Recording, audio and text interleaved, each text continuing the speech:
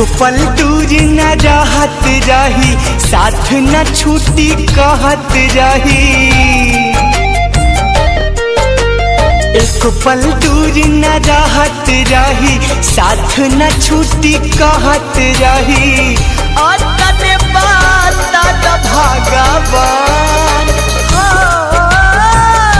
कहाँ चली गईली हमर जान।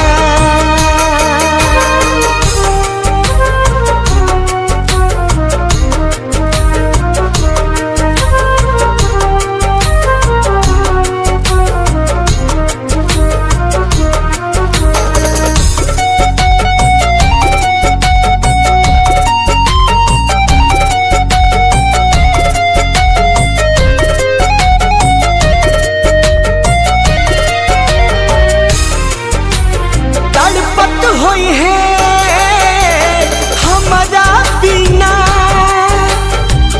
गिरत होई आँखिया से पानी।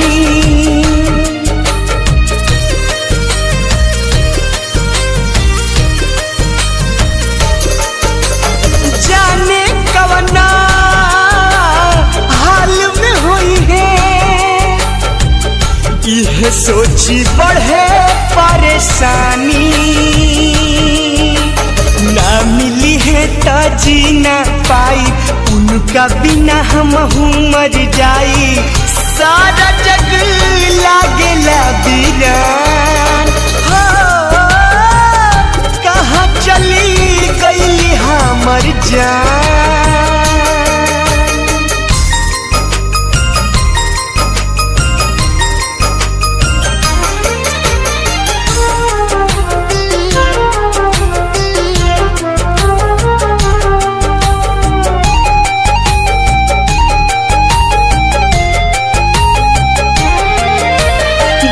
बन खोजनी ताल तलैया, कतही नयली नजरिया।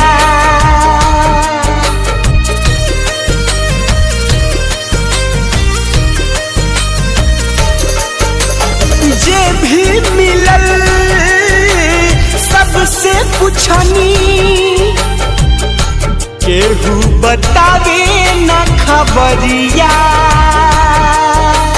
बाह पगोदन गोदवले बाड़ी, बोलुआ न मोल लिखवले बाड़ी। इहे उनकर पहचान।